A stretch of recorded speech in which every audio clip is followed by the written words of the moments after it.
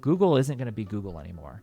It's going to be, here's a curated bit of information from what you told me while we were walking outside. Here you go. Here's all the news you wanted. Here's the local weather. Here's the videos that talk about this thing you wanted to learn about, right?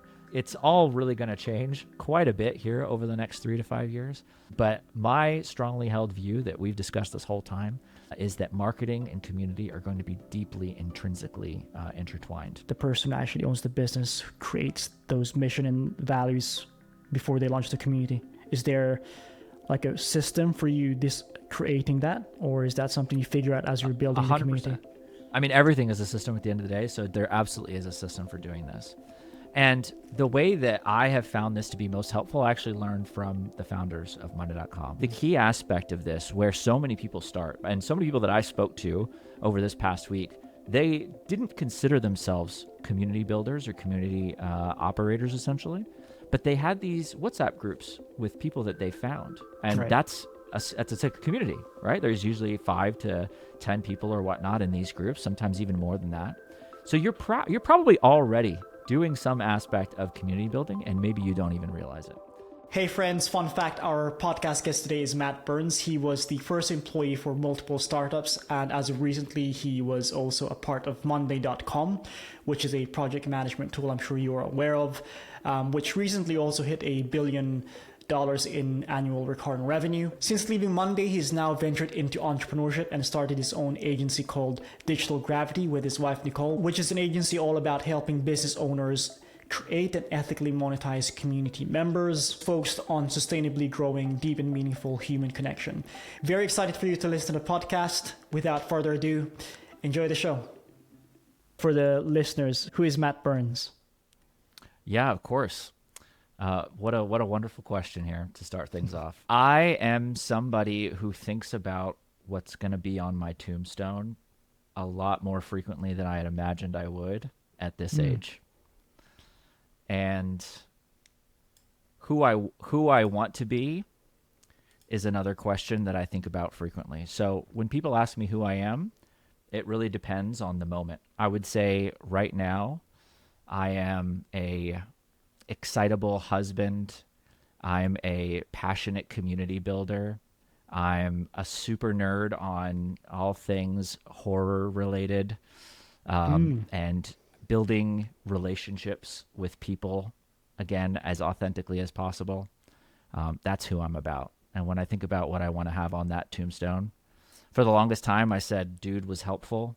And I think now I'm going to change it. I think I want to change it a little bit to connector of people. I like that. I find that to be the most fulfilling thing. So that's me. That's awesome, man. I love that. Perfect for our kind of folks today about community building, but we'll obviously talk more about beyond community building as well. What can our listeners expect from you in terms of this session, apart from community building? Any specific things? In terms of what to expect from our chat today,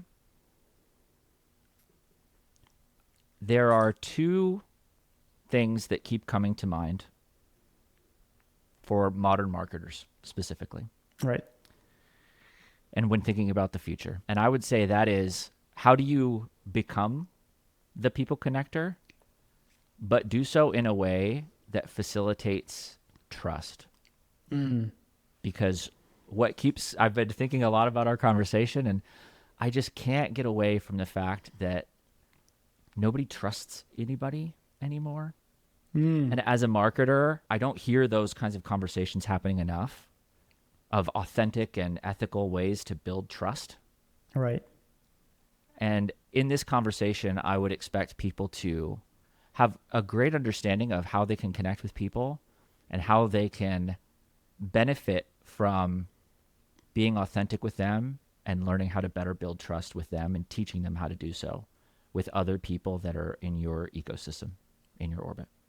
For sure. Yeah, I think trust is so important, not just in this generation, but, even in past generations, especially, we'll segue into this topic later on, but with artificial intelligence, I mentioned having droves of content, droves of new entrepreneurs, droves of new, call them gurus or, people online building their brands. It's, trust is really important. It's funny, not to go on a tangent, but I was watching YouTube video recently. I just want to preface this by saying that I'm not a big fan of politics or any of that, but it was relating to Trump and the U.S. government about them opening up their press to content creators and them having content creators having front row seats. So that's quite interesting because they mentioned that content creators, influencers are the new media outlets. And I think the reason the US government's doing that is because people tend to trust people or individuals, generally speaking, which goes back to this trust concept. Absolutely, absolutely beautifully put, and no clearer example I can even think of than that. 100%. Yeah. So we know trust is going to be an important theme for not just in marketing, but definitely community building. I guess let's take a few steps back. When you say community and community building, what does that mean for our listeners? Of course. The way I would provide a distinction between community and community building is having a community is essentially at least you and two other people. Right. That's the start of what a community is. So defining that is understanding how do you have a connection with other people that you guys are all there to be inspired by, learn from, or enjoy these profiles of people together. And that's where I feel like community is. The art of building community is just that. It has scientific methods, but it really is all about how do you unbundle things like, if I say be authentic, well, what does that actually mean?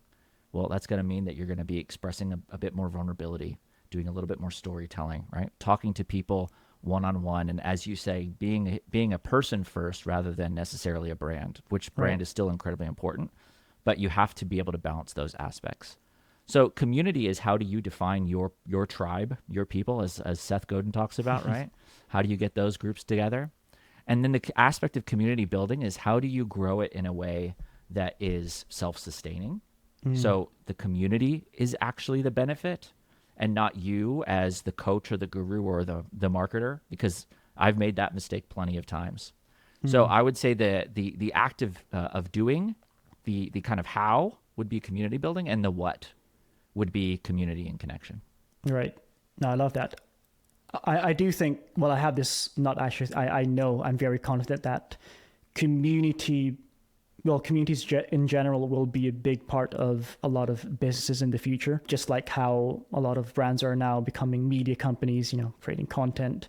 Communities, the benefit of it, the main one, I think it's that sense of connection, not just to each other, but to the brand, if you're thinking from a B2B side, but in terms of, I guess, as an individual connecting with other people. And I think that's a massive, massive point there. Yeah. Can I touch on that very quickly? Yeah, for sure. Let's go. So as a marketer, I think one of the most helpful things that you can have when you're starting and thinking about this is to have a spiky point of view. I first heard this from Wes Cow. She's amazing. She's got a whole article about it. I'll send you the link. For sure. But you want to be a little controversial in terms of your opinion. And my spiky point of view about community and the future that it holds for marketers and for businesses especially is that in the next 3 years, probably, I was going to say 5, but it's probably going to be sooner than that. Every single business that does not have a community first strategy will be fundamentally crippled in their ability to grow and scale. Ooh, that's a clip. That's my spiky point of view. Love that. So you mentioned communities. It doesn't have to be like a million individuals joining a community, right? It could be 2, 3, 4.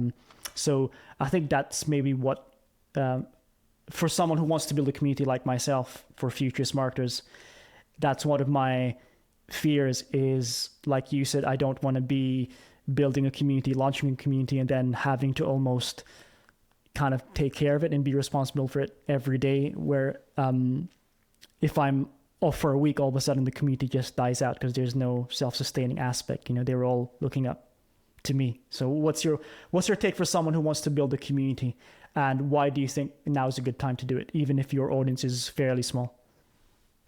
Absolutely. It's a great question. And the reason why to do it, the reason why I'm doing it as well in this moment in time and dog fooding it, right? I'm practicing what I preach in this aspect, is because when you have that small group of people, you can be very intentional. And the point of a community isn't to grow it to thousands, tens of thousands, hundreds of thousands of people.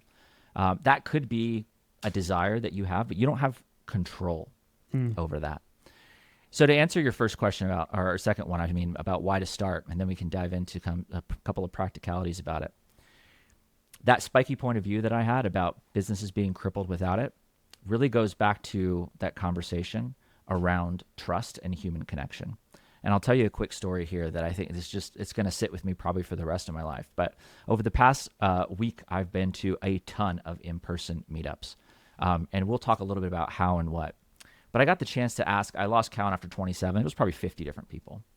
Right. I said, why are you here? There were all kinds of different events. One was a founder event. One was like a meditation, mindfulness event. One was for people with YouTube, right? Another was just, hey, we're gathering to talk about AI. All these different categories drew in all these different types of people. And I asked them, why are you here? Just flat out, as quickly as I could get a relationship and build with them and get that trust. I said, why are you here? What brought you here? One of the events was outside in the rain. And we were under the cover in a coffee shop, and there were still 13 people that showed up to this thing. It's pretty cool. Almost without exception, and entirely the intention of them, but almost everybody said, to some degree, I'm trying to find my people. I want to find my community. And when I got to dig in a little bit to why that happened, so many people are building or working in environments that are closed off and isolated. And having human connection is a fundamental need, right? This goes back to as far as people go back. Growing up in tribes, being around people, being with family. As you grow older, there's a great graph that I can send you as well to kind of illustrate this image. But it shows you that as you get older, you spend less and less time with other people and more time alone and by yourself. So given AI and the state of things in business, why is this so important? Well, anybody is going to, getting access to technology and implementation is just going to get very democratized. And I would wager the way that this is going to look in the future is something as simple as going on Google and browsing the web isn't going to be done by nearly as many people. AI is going to be able to do that for you. AI is going to gather and curate resources for you, and it's going to take the act of finding things completely away from people. Now, just like, traditional books are here, right? People are still going to want to do it the old-fashioned way. But we are here in a moment of fundamental change. And in the next 3 years, easily the next 5, all of this is really going to be flipped on its head because so much of both the creative and the mundane is going to be transformed by what AI can do. So instead of worrying about all of that, my challenge to business owners, leaders, marketers of today is that by having a community-first approach, being a community-led growth product, service, whatever it is that you're out there doing, this is going to enable you to create a space where people trust one another. And when you think about products that you cancel, let's just say products or services that you cancel, it's relatively easy because you're like, I use this thing from this entity, and that's it. I'm done with it. I'm not using this anymore. But if you think about something that you use together, let's take the gym, for example. Let's say you go to the gym with a friend or a partner, right? That is intrinsic. That gym had nothing to do with that, but now that relationship is intrinsically tied to your use of that product or service. And people don't want to leave friends. So when you think about having a strong fundamental baseline for what you are building, people are that baseline.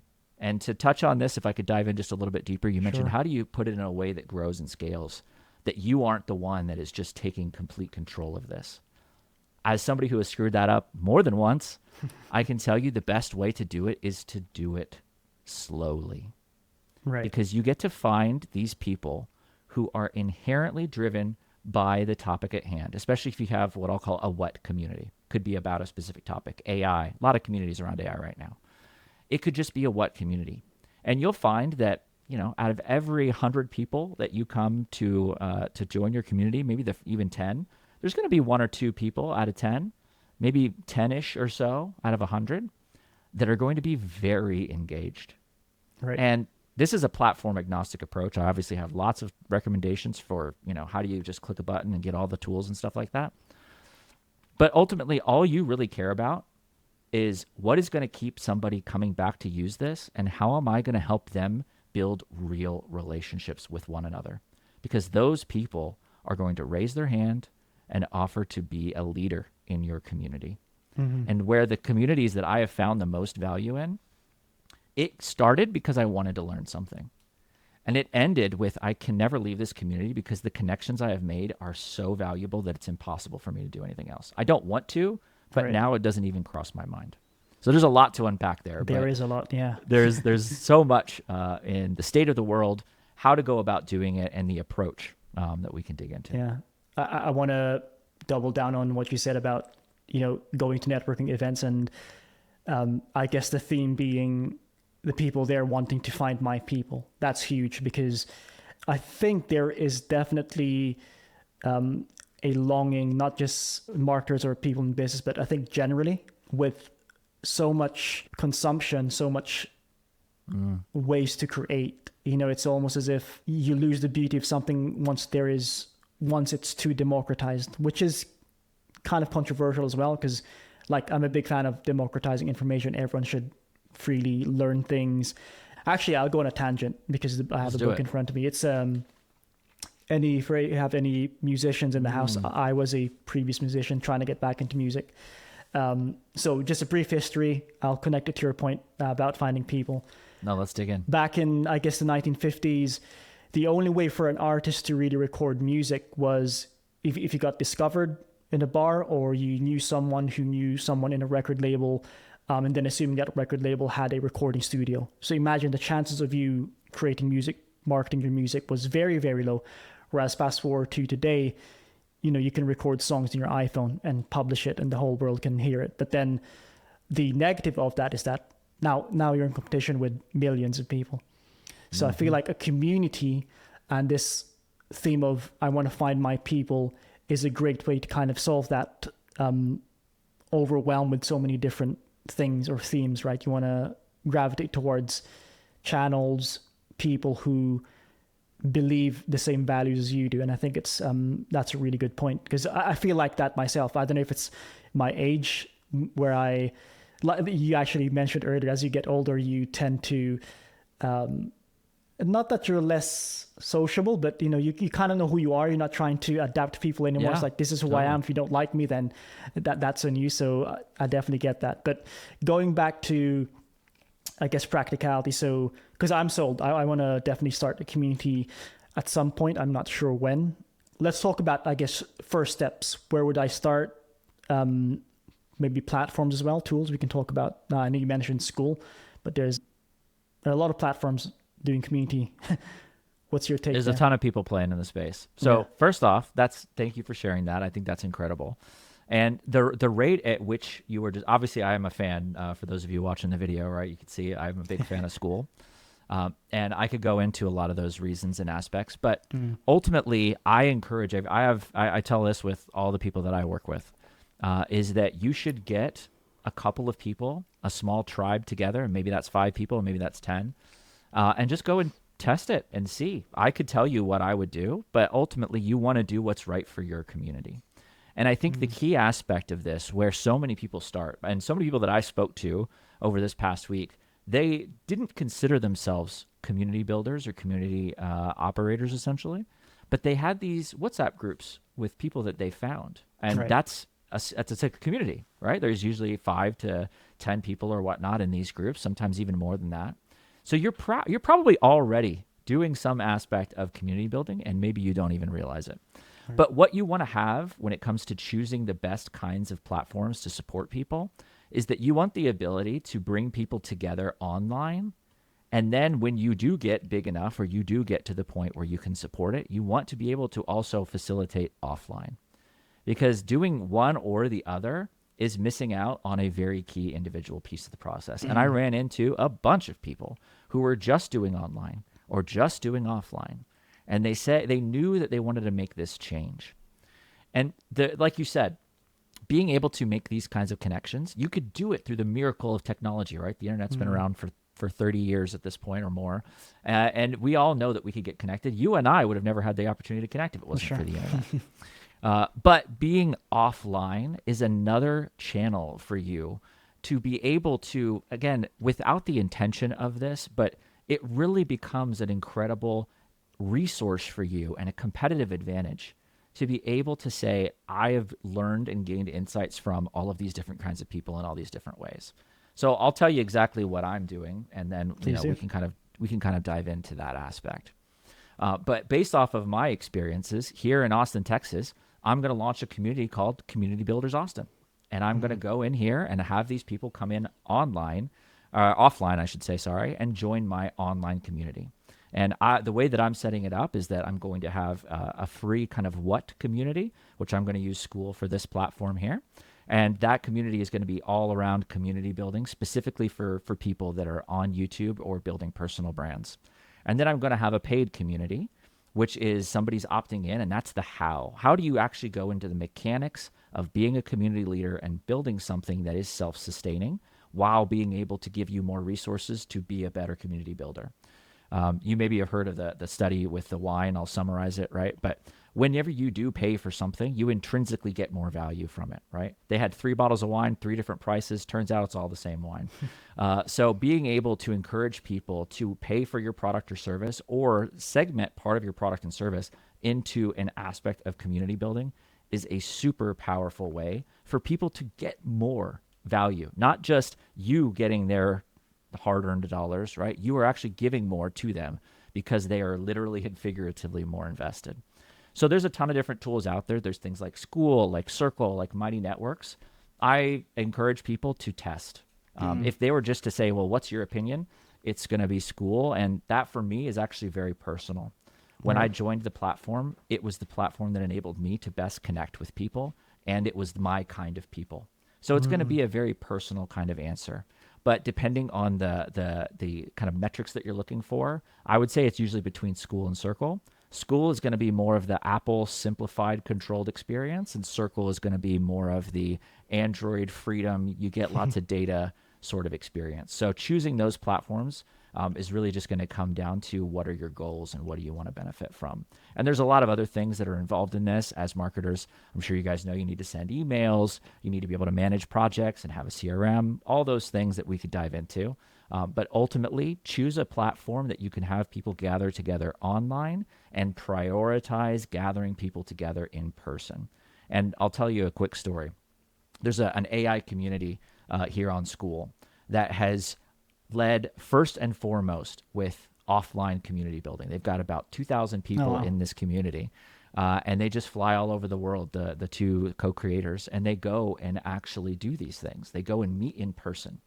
And for them, they love doing it because they get to connect and learn from people. And for the people, they love doing it because they want to be together with other like-minded individuals. And just as we've been talking about this whole time, find their tribe. And they were on a podcast recently talking all about this. And they said, what's the kind of highest lever, businessy thing, right? What's pulling the lever for you guys to be able to grow? What are you going to double down on in 2025? And they said, without a doubt, offline. They said that it's the strongest way for them to be able to build connections and make friendships. And it just perfectly goes in with then you have this online space where you can go. And there's this concept I'll summarize here. Have you heard of this third place kind of methodology? It's a psychological term. I think it was coined. I'll find the name of the individual. I don't have it off the top of my head here. But ultimately, back in the day when technology wasn't as prevalent, right? And this is like, in the 40s, 50s across the world. People had the place where they live. They have the place where they work. And they have the place where they go to be with one another. And that could be anything. It could be a rec center. It could be, a religious organization. It could be a basketball group, right? It doesn't matter. It could be any of those things. But as technology has gone farther and farther, and I mean, all the way back to even the Beatles, look at all the lonely people. That third place has been compromised over and over and over again. And so if I were to say, what did I learn by going to all these events? Is that everybody is looking for the third place that has their people in it. Right. Wow. And that's really where the power is. And again, just to put a real nice button or a nice bow on what you mentioned, AI is absolutely going to change everything. And speculating on what that could look like, we could have a whole thing about that. What is going to get more valuable if that is the case? I think we all agree that AI is going to change everything. And then inherently, what is going to be more important? Trust and connection with people. These are the reasons why I am so excited about this, and a lot of other people are getting excited about this right now too. Because doing this now, there absolutely is no better time to get started. Whenever this is entering your ears, the best time for you to start is today and build that community. Again, even if you just have you and 2 other people, that's a start.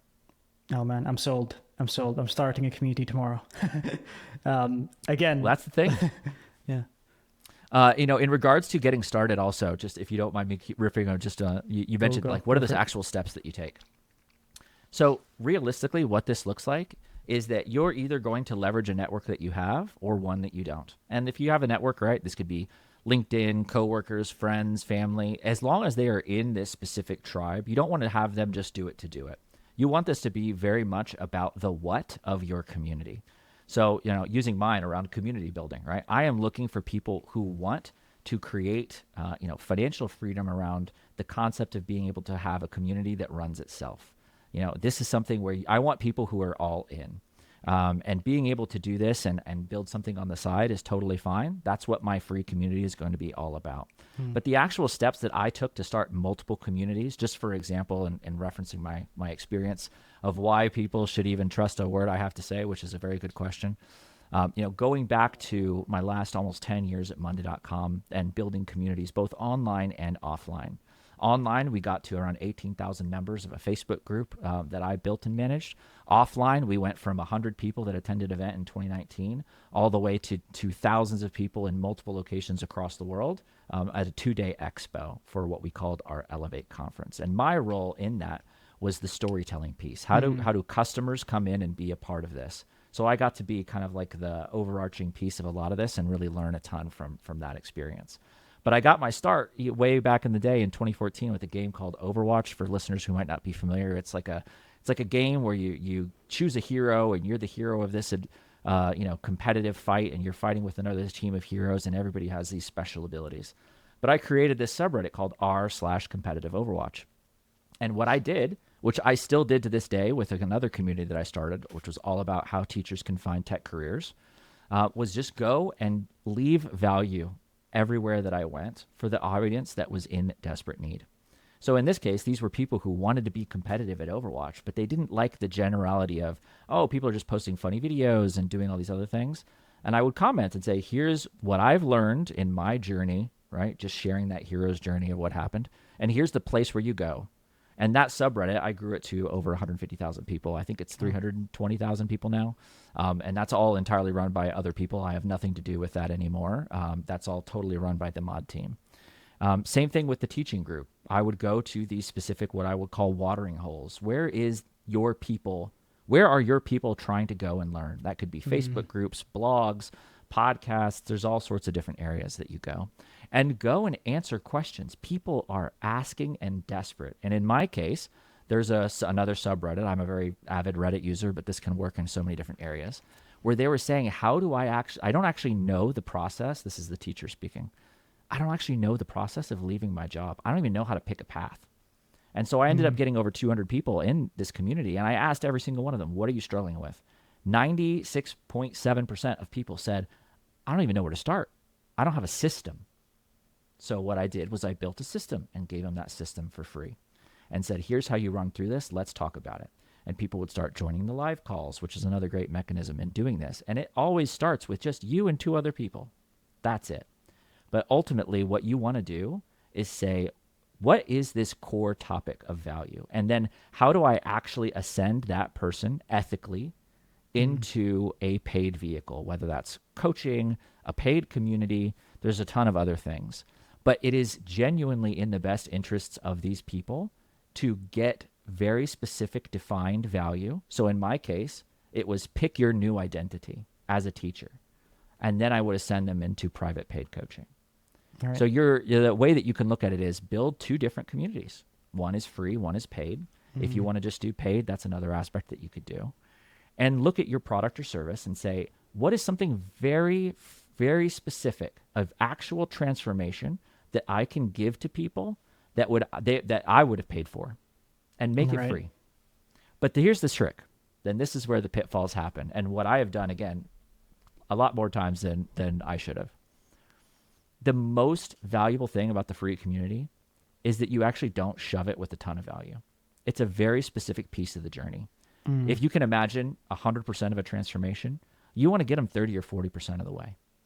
Because what ends up happening is that you shove so much value into this other community, and people are just stuck because they're like, oh, I'm trying to figure this out. I'm trying to do this. They start going from the what to the how.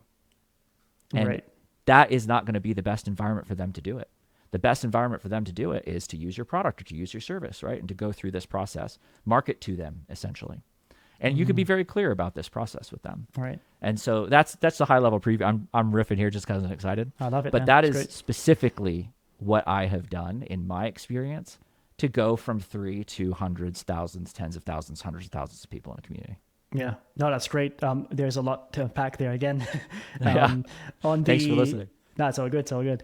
In terms of online and offline, that in itself is an entire podcast, right? Because Yes, sir. I think most marketers, and when I say marketers, I guess most digital marketers, they don't really think of offline marketing as much, which is a bit of a shame because there's something about physically interacting with other people. It just forms a deeper connection. It goes back to that new currency of trust and connection, right? Which is what we're fundamentally looking for as people. And I think having an approach of building a community both online and offline, and then somehow using both ways to almost kind of create a positive feedback loop is a really great tactic.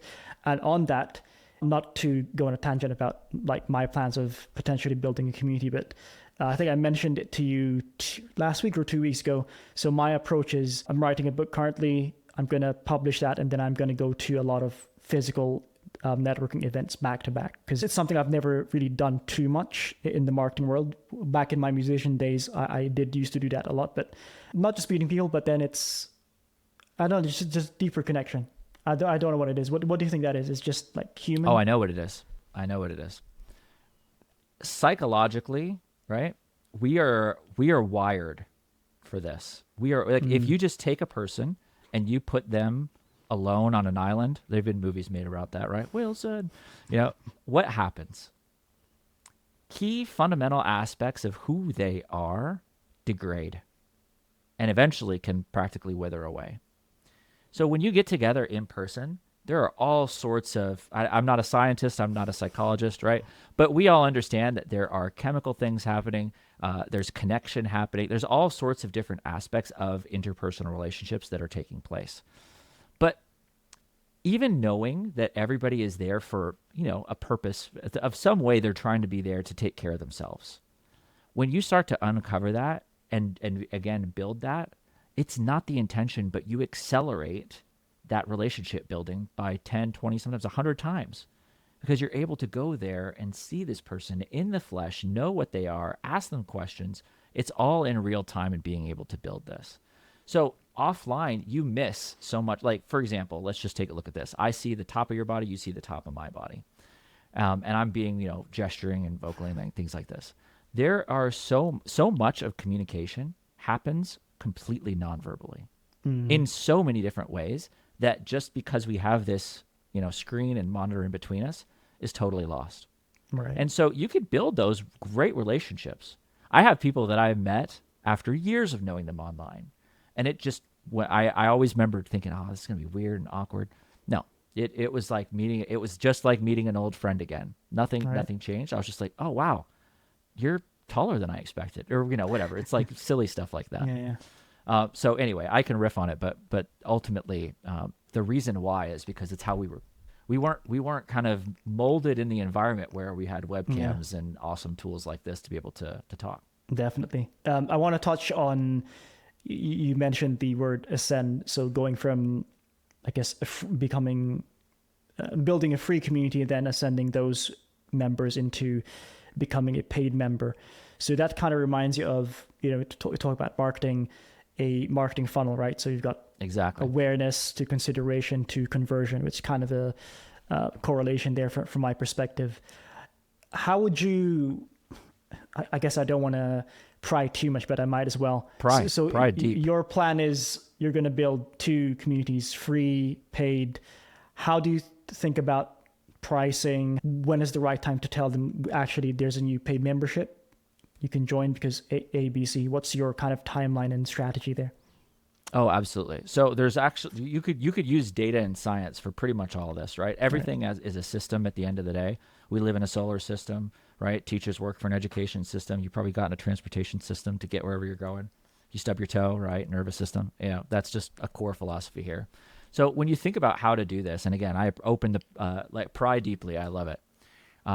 There are going to be better ways. I wouldn't say that there is a fundamentally incorrect way unless you're just being an awful person and degrading people, right? But there's a ton of different pathways to get onto this freeway that is having a community that is also part of a paid experience. And the reason why I use that word ascend is because it is in the best interest of people to be able to be engaged in this. If they have something that is fundamentally and holistically free, they will get less value, even though your whole purpose and intention is to do it.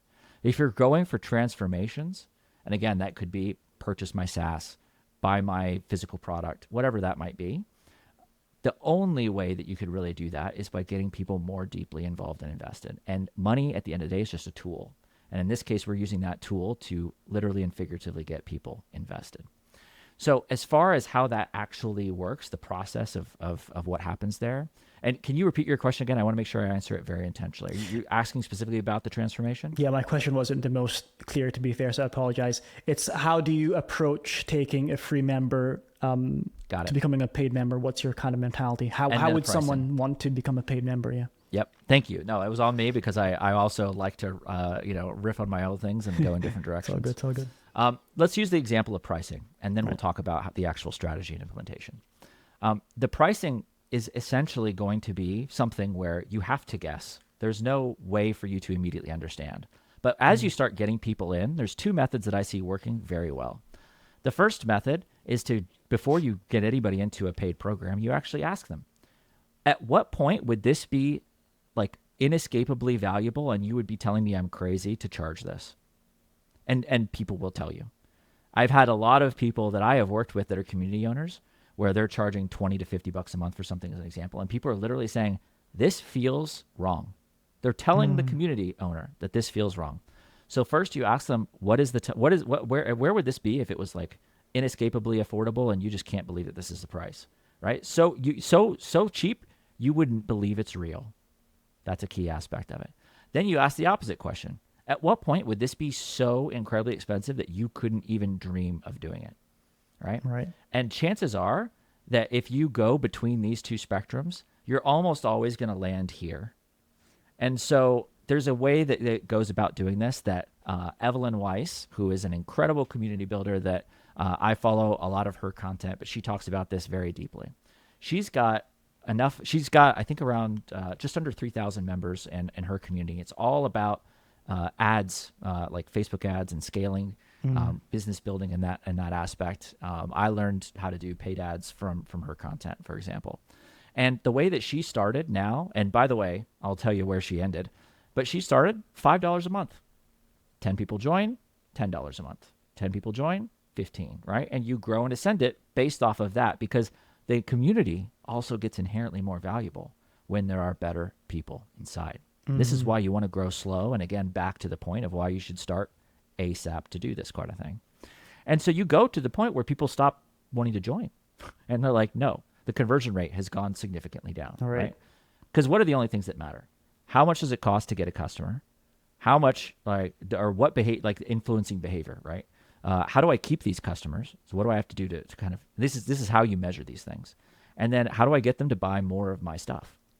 Those are the only things that you should ever be measuring. But that's scientifically how you can look at this and say, okay, I actually have a real answer. You never start by knowing. Right. But it's very easy for you to say, let's say you have a paid product, right? Join this community. It's the same price as the product, but we'll give you the product for free, or we'll give it to you at a discounted rate. And you get to get a part of these communities that you can join. You do live calls, right? Things like that. And it is just inherently, insanely valuable for people to be a part of this tribe of, again, not just people that join something for free, but they are more committed. And this is just intrinsic. This is not like Yeah. this isn't just this is anything more than a fact of me. But the more I have spent, like monetarily, on a community, I have seen the more value that I get, Right. because those people used money as a tool to also Build be it. more committed to the topic at hand. Okay. It has Can just I always been true. Yes. interrupt you there because so me and my partner have been discussing about building a community platform for futures marketers, and it's a big topic. Community building. You talk about pricing, who's our ideal customer persona, what content, how do we structure it. There's so many elements to it, so that's Oh why yes. one of the reasons I'm so excited about this session. And we kind of, I guess not a conclusion, but to my head, it's like, because pricing and the quality of your users, there's a correlation there. So it's like, if I build a free community, I'm going to get basically anyone who wants to just grab value for free, which is fine. And then basically the conversation that me and my partner had was that focus on creating a premium community that people will pay maybe 100. I'm gonna use US dollars, $150 a month, which sounds quite high, right? But then you'll attract the right, I guess, the right people, because then those more senior marketers were willing to pay that because they can see the quality. But then at the same time, you can counter argue, well, if there's nothing much going on there, the brand hasn't built itself, there's no community yet, it doesn't make sense to start with a premium community. So I guess what I'm really trying to say is, I guess it's kind of like a free No, consultation. I know. I think I know side. exactly what you're trying to say. Yeah. How would I? Okay. Yeah. Go ahead.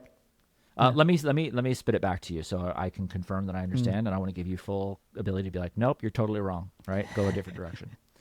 What you're saying is that there is value in making the right decisions, and so the customer journey that somebody has to go on to both get really great value from something, but also do it in a right way from the start.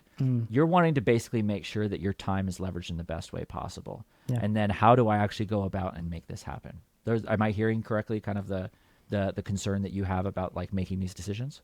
Yeah, definitely. It's like if I'm gonna build a community, I kind of want to, not that I'm not gonna make mistakes, but I want to get it as right as possible from the beginning. Like brand, attract the right people, pricing. I know you mentioned Circle. I don't know if you can do this in Skool. You probably can. It's about having different paid tiers too, right? So that concept of ascending. So yes, I guess wanting to kind of get it right from the beginning is where I'm coming from. For sure. For sure. Well, the beauty of this is, and I use this example all the time, and I think it's super relevant for this conversation. But so many of us, whenever we are thinking about, let's say, presenting or just getting in front of other human beings, we're like, oh, I'm not confident enough. I wish I was more confident. You hear this kind of stuff all the time. The reality is, confidence isn't the requisite, it's the result. So you get this by going through the process and being able to also have a story to tell, which is just another reason to reinforce that getting started. Because being human, you're never going to get everything right out of the gate.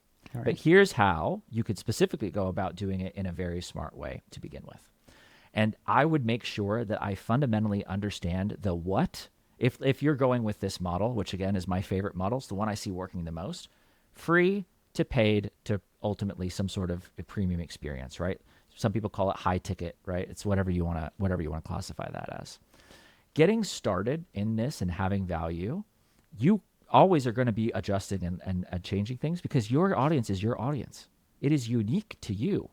So while everybody else is going to tell you what worked for them and what they did, that's why I always encourage people, don't just listen to me. I'm just some random guy on the internet. Take the message and go actually implement it and learn, and then you share, and we all collect this information to see, okay, maybe this will work for me, maybe this won't, but I made a data-driven and informed decision, which as marketers, I know is going to be, it's always very important. So you could look at a free community almost like a lead nurturing machine. And when I was sending paid advertising traffic to my free community, I was converting people and getting all of their information that I needed to have them be a good member and to be a part of the experience, all for $3.10 on Meta. And I had no idea what I was doing, right? So when you think about that, that's something that usually people would pay just for an email address, much less a potential engaged community member. So it's really important not to have this, I love funnels, But the thing that I am always kind of thinking about is this concept of digital gravity, right? You want people in your orbit because they're going to circle around you for a long time. And whenever they decide to make a move, it's going to be up to them. You don't really have control over Right. that. Most marketers try to be like, let me send this paid traffic to this specific channel and convert, these 2% of people. And what happens to the other 98%? Right? They just disappear into the ether.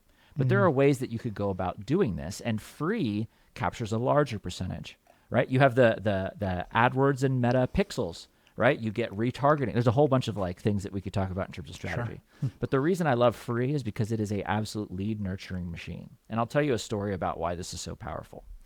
I had somebody that joined one of my free communities, the teaching community that I started about 7 months ago as of February of 2025.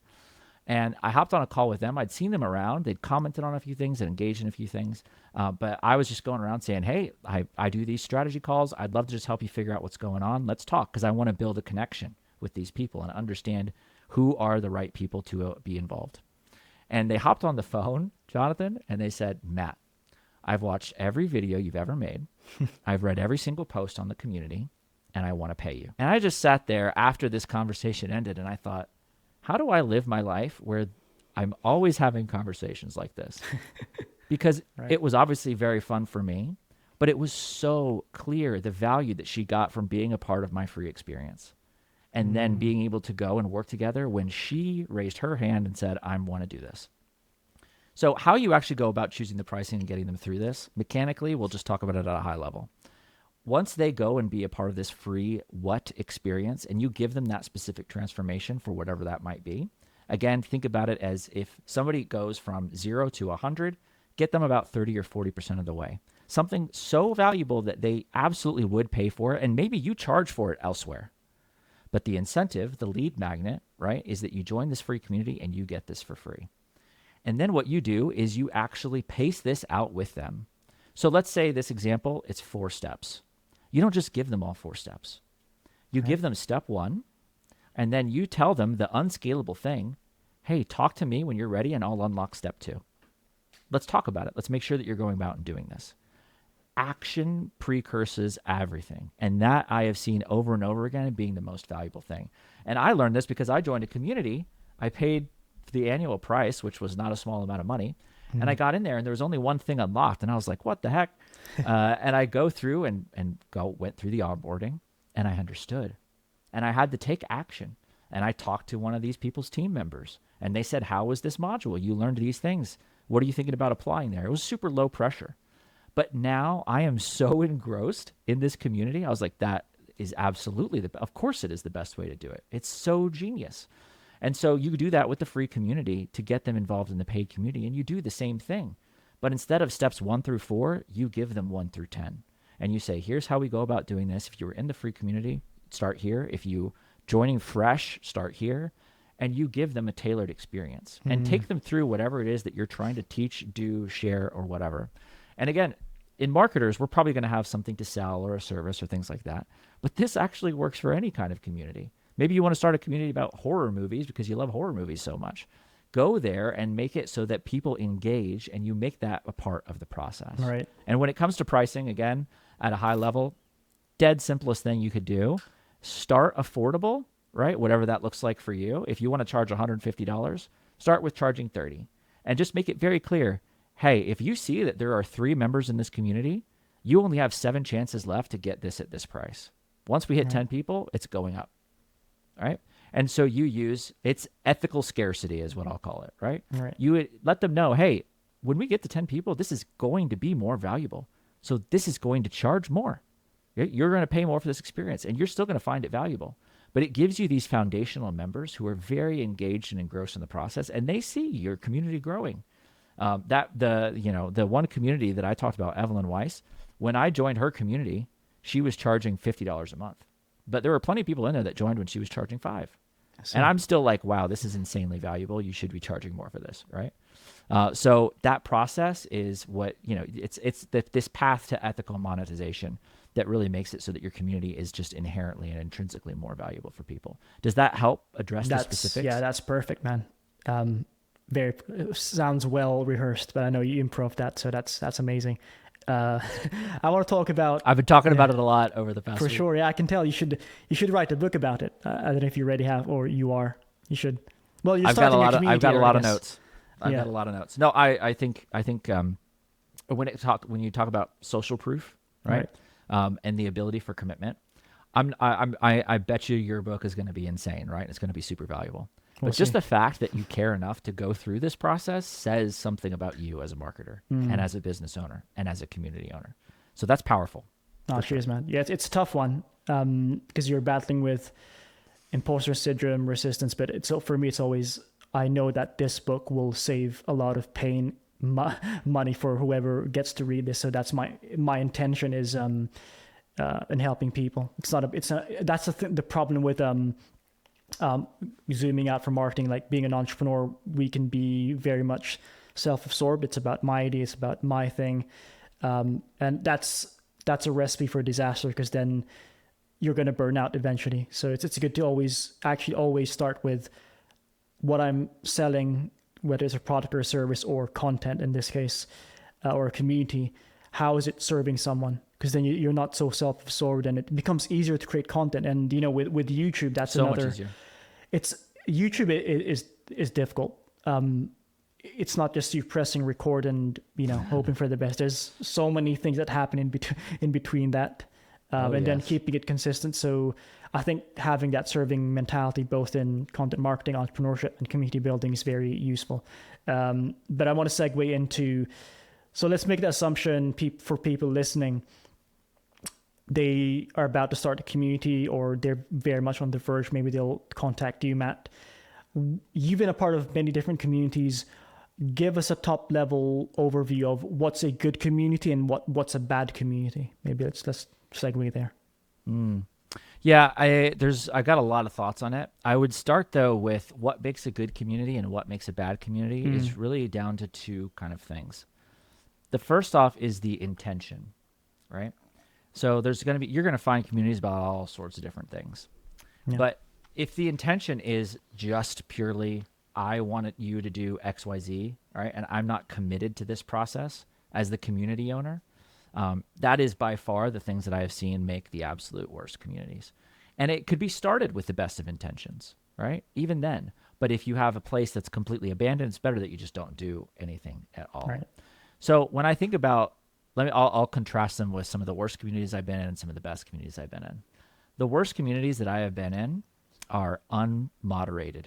So they're not somebody's not investing the time and attention to be able to do this, right? And it's not that they have like a ton of courses or content or preparation, but if they just let anybody and everybody in to this, right? And I could use the example, even in my free community, I would go to because you have to request to join this teaching community. I would go and I would make them, send me information to prove that they were a teacher. Because if they're not going through this process, they're not going to be able to really bring value, and they're not going to find value in this. So that is something for me where if you could see that somebody's not curating the kind of people that are in this experience, they don't care enough and they're just really out to make a quick buck. Alternatively, what are the best communities doing? Well, they're doing the complete opposite of those things. They are doing a lot of the unscalable, which I mentioned about manually unlocking information, right? Being able actually talking to you and engaging, and not going through some automated rigmarole, right? You join the community and like somebody messages you and like, hey, what's up? What brought you here? What are you looking for? I'd love to be able to send you some stuff, but who are you? How are you?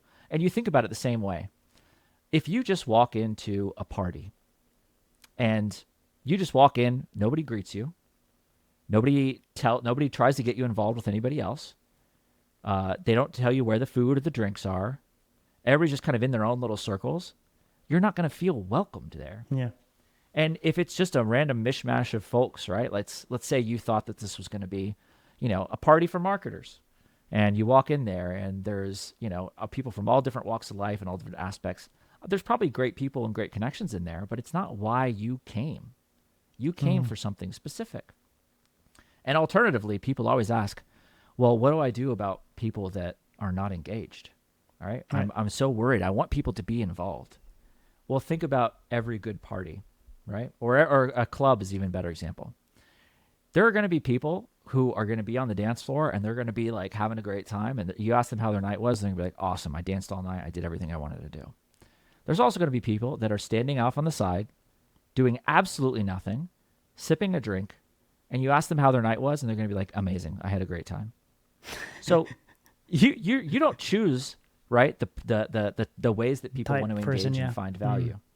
But you give them the ability to do it in the way that they want to do it. And you create experiences for them where they can opt in to be a part of this or not, right? And the reason I love educational content or any kind of like coaching, mentorship product, those kinds of things, especially for communities, is because if they don't engage with you and give you that important feedback, they don't actually get the whole process. Right? If I were to just, you can imagine it this way, right? How do you know that somebody's going to see and read your book until the very end, right? You don't have any control over that. You have control over the value and the storytelling, but to pull people all the way to the end of something is extremely hard. For sure. So just thinking out loud, what could you do? Well, you could say, hey, you're at chapter 1. Here's what it looks like when you're at chapter 14, right? These are the things you're going to be able to do. This is what's going to happen. I have bonuses that are a part of this experience, right? You flip to this page, there's a QR code. I'm just making stuff up, right? But like you can pull people through this journey in a more reliable way. So the best kinds of communities that I am a part of, the ones that I am creating and building from this point on, are all going to be very intentional about everything from getting somebody into the orbit to having them land on the planet and get as much value from the experience as possible, because I actually withhold things from them and help them engage at the right time and get involved in the way that they want to get involved. And it's not super scalable in the beginning, right? It's very, very manual in that regard, but you can build this in a way so that you also find those people. And these people, by the way, that are in my communities and others, we do weekly Q&A calls. It's a very frequent sort of example of value. One of my clients that I'm working with right now, I went to a bunch of members randomly. I just said, if we took away absolutely everything from this, what would be valuable enough that you would still keep paying this price? And I got to ask that over and over and over again. And you know what I learned? Everybody said, without a doubt, the calls. I love hopping on the calls, meeting other people, and talking about these different solutions that I need. Right. And so that said, okay. Now, does that mean we make more calls? I don't necessarily think so. I think actually we're going to do some workshops and we're going to change a few things around. But it gives us the information to say, hey, you're here over in the corner at this party. What's making this experience good for you? You just talk and engage with people. And those people then become the kinds of ones that can step up and lead those calls for you. People think, oh, this is not scalable. It's going to take up so much time, right? As the person who is the founder of the community, you set the rules. Right. So you engage as much or as little as you want.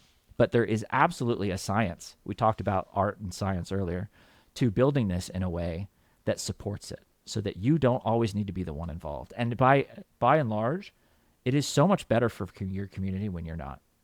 And when I got started and I only had 10 members, I found the one, this lovely gentleman who was very engaged and excited.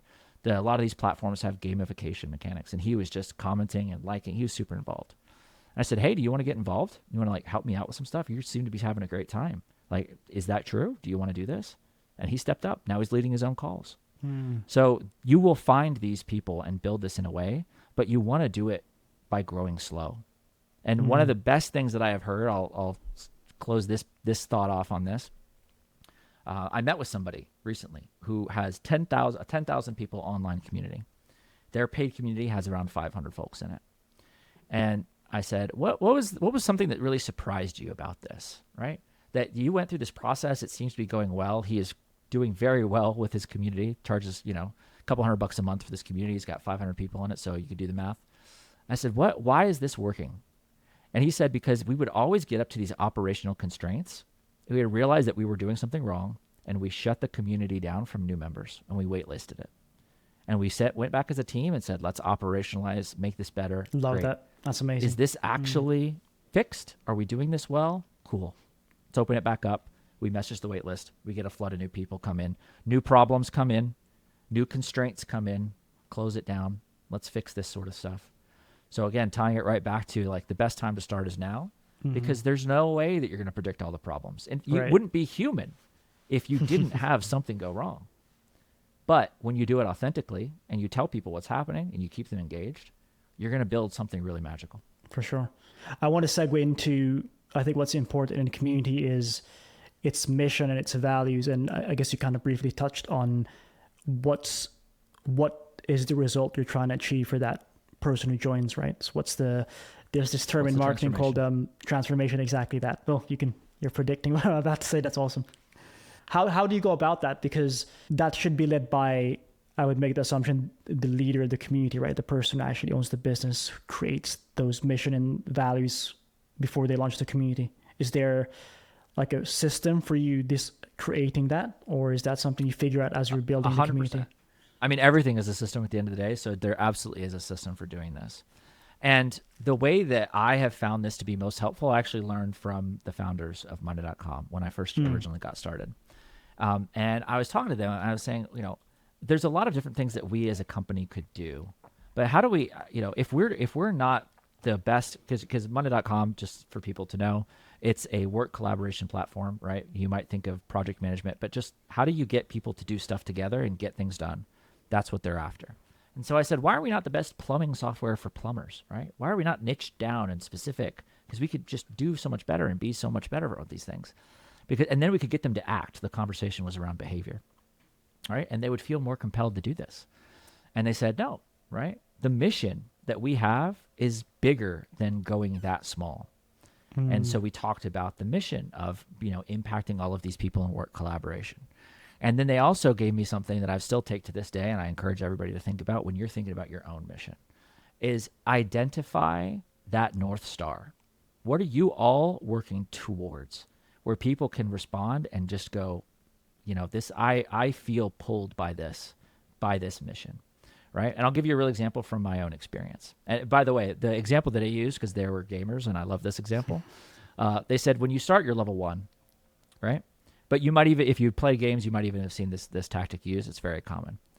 Give them a preview of what level 50 looks like. And in this case, they love these strategy games. So they were like, world domination at level 50, right? But you don't start there. You start at level 1. But now that you understand where you're going, let us help you get to level 2 and 3 and 4 and go through this process. So for me, my example, I think a lot about my mission and what I'm after. And my communities are really all about the fact that I want to help community builders have 1 million people find their community. Simple as that. And that metric is going to be measured by, right, the people that I work with or the people that I engage with. They bring in new members, they join, that number goes up, right? We're at 352, so we got a long way to go, but we got some people, finding community through the work that we're doing. And when we think about kind of how people get pulled in that direction and what they want to do to be a part of that, you want to tie it back to a story, an example, or something, because why would you care about that, really? Obviously, at the end of the day, we're all trying to take care of ourselves. We're always trying to provide. Why does this matter to you? And out here in the U.S., there was a study that was published back in 2023. You guys might have heard of it. But Vivek Ramaswamy, the Surgeon General of the U.S., talked about the fact that loneliness is an absolute pandemic right now, and it is affecting everybody in the world. And the stats are outrageous, right? I can give you a lot of them. The fact that in the U.S., 60% of people are reporting being lonely. And let's define lonely, because that's key. It's not just the act of being alone. It is, even if you are in a group of people, you feel socially disconnected. And that is the equivalent of smoking 15 cigarettes a day, physically, scientifically. That is the equivalent of damage that happens when somebody feels social isolation. And so when I was thinking about what to do and why to do it, I need that core to pull me forward, just like every other community member does.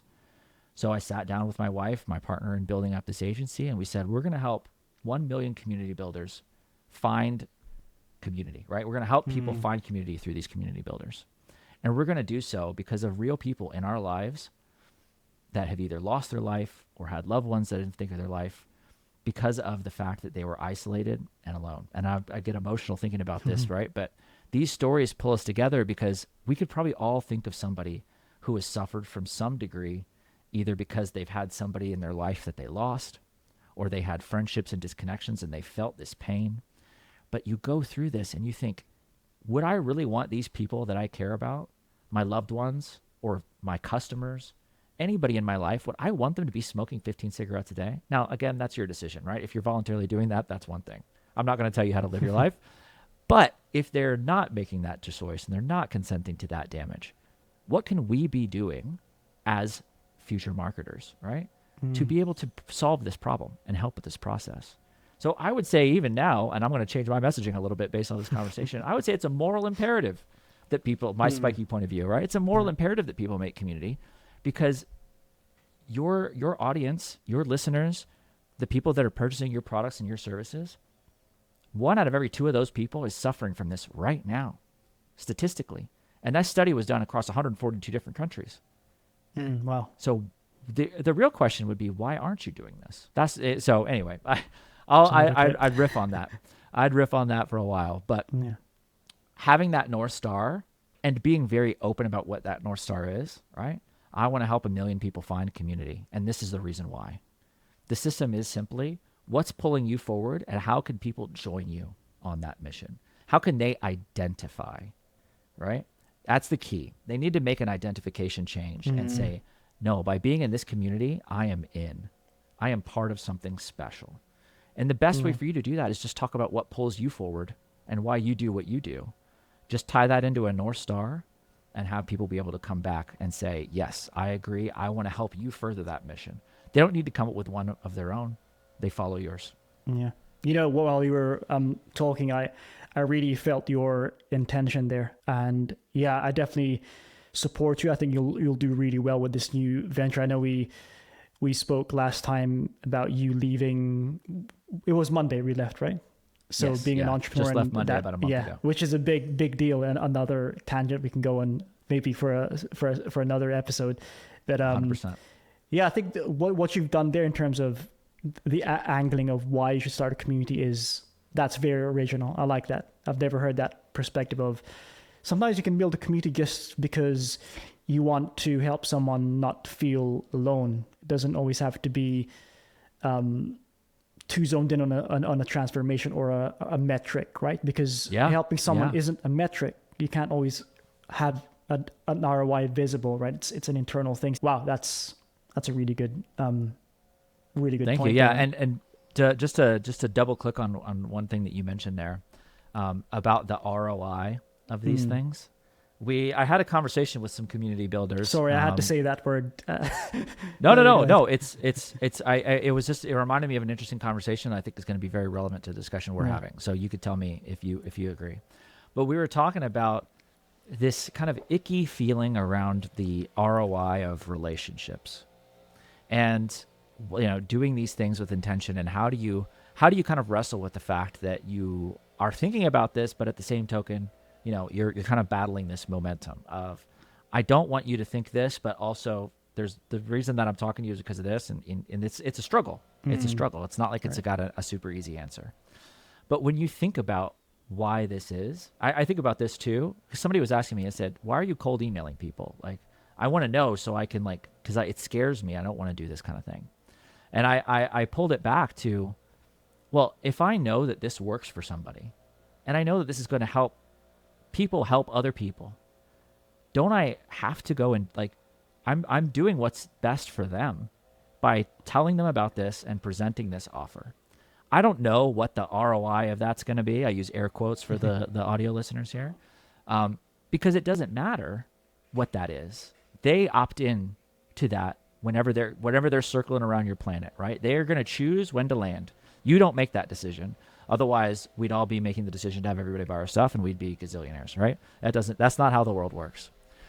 So in that vein of a common struggle that I have seen, both with my own experiences, but also with a lot of people who are in the space of community building right now, it really comes down to having that North Star mission and understanding, hey, this is what this does for people. And it could be, I talked with a gentleman who's running a community about how to play the piano, right? Right. Not something you would associate with some big epic momentous thing. But when you really unpack what that does for people, it is one of those creators for helping them be creative and self-express. It helps them connect with their friends and family. It gives them the opportunity. You can tie anything into what does it actually give these people and why is that important for them. And again, you don't make the decision about what's going on, right? They'll land into your ecosystem and be a part of your product or service when the time is right for them.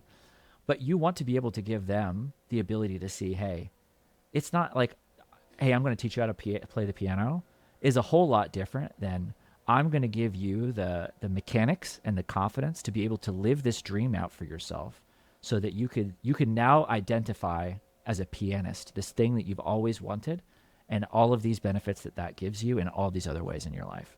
And you could tell it through like a quick story or an example of an actual use case for somebody that you've worked with. And and I was like, oh my gosh, I need to learn how to play the piano. Like, this is amazing. I've never been a pianist. I've never learned music, but you were talking about your own musical experience. So anyway, that plus ROI, it made me think of that conversation, which I felt was very powerful. Anybody in any kind of format for whatever it is that you are sharing or bringing to the world, you just got to figure out what that looks like for that person, and then tell that story to them in a way that they can relate to. And chances are they're going to buy it. Stepping away from community and community building, I want to talk about you as an individual. So let's say someone listening who wants to maybe follow in your footsteps, looking back at your career, is there anything that you would change? Would your approach be different? I know that's a big question, but I'll let you. Oh, it's a great question. I used to ask, this reminded me of a question that I used to ask in interviews all the time about what do you consider the kind of cornerstones of your life? It's meant to be a big, heavy question. Sorry for all the people that I asked that to. But you learn a lot about somebody by how they engage with that question, what they think about, what they answer. And when I think about these cornerstones that kind of led me to where I am today, I wouldn't change a single thing, even though some of those things have been incredibly, incredibly hard. I remember basically not having losing my very first job ever. I worked myself out of it. It was a contract position, and they told me that they'd give me a full-time position when it finished in 2 years. I finished it in 8 months, and they let me go. And that, for me, really taught me that nothing good in life typically comes as easy as you would like it to come. And so understanding that failure is not an impediment, it's a step in the overall process of the system, has been absolutely transformational for me. Also understanding that everything is a system, which we talked about earlier, seeing the way that looks like mechanically through all different kinds of businesses, and I've been a part of a bunch of different startups, that by far has kind of altered my life and the lives of my friends and family the most, because I see that, I'll use a real story. I failed math 6 times in college. I always used to tell myself I was bad at XYZ. I said, I'm a horrible math person. I'm not math. I'm not math. And only until I was actually challenged by somebody who cared, but in a pretty confrontational way, they're like, why, if you say this about yourself, it's true.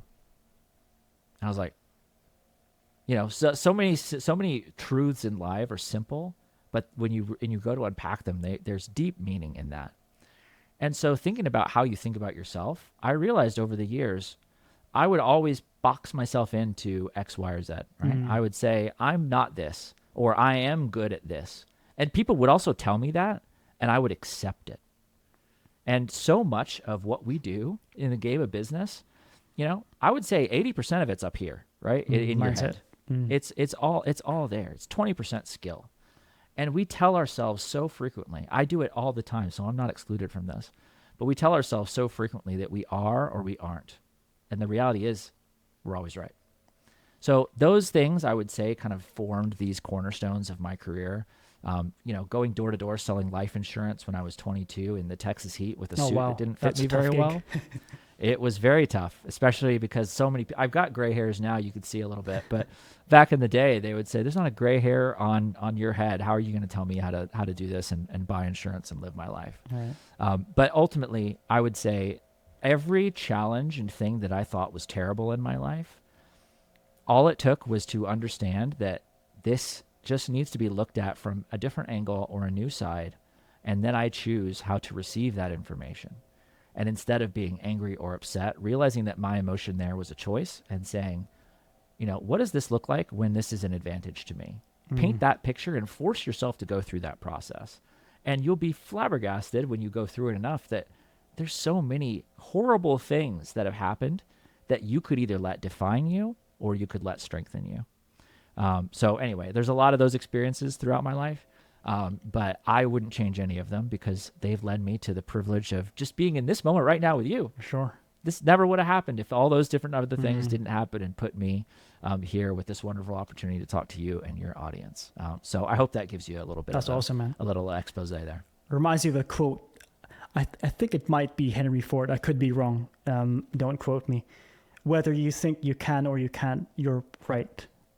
That's the maybe that was Ford. Yeah, maybe it might have been Ford. But closing off here, any predictions for the world of marketing and then community building? Absolutely. I think it touches on both, right? Trust in the world of marketing, connection in the world of community building. And when you think about what do people actually need, there's this great framework that Lloyd Lobo came up with. He created the Traction Conference. He's an avid community builder. He wrote great books on community building, which I recommend. But he talks about this camper methodology and I think this is going to be the most applicable thing, both to the marketing side of the world and the community side of the world. Because he talks about these fundamental needs. What do people actually need in the world? And that's going to come with C for connection, right? You want to be able to create relationships and have shared values. You also want the autonomy, the A, right? You want people to have power over their own destiny, which that was how you and I got engaged and started to talk, right? And helping people grow, that's where the mastery comes in, along with the purpose, right? Yeah, mastery, you can even tie that into mission as well, if you wanted to, right? But that guiding principle and mission is really what's going to pull you through. So you've got the camp. Where do the ER come in? Energy, activity, excitement. I guarantee you, if somebody's coming to me talking about paper airplanes, I'm not really going to care about it. But if they talk about what this art and passion, they're excited about it, it's going to be hard not to be excited because they're bringing energy to this conversation.